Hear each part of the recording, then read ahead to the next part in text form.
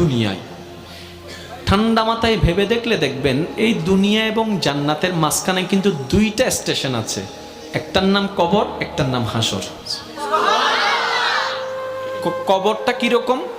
আমাদের দুশমনরা না, আপন জনেরাই কিন্তু খনন করবে, আপন জনেরাই কিন্তু লাশটা রাখবে, আবার আপন জনেরাই কিন্তু ওই দেহটার উপরে বাঁশ বিছিয়ে মাটি চাপা দিবে, চতুর্দিক থেকে অন্ধকার করে ফেলবে।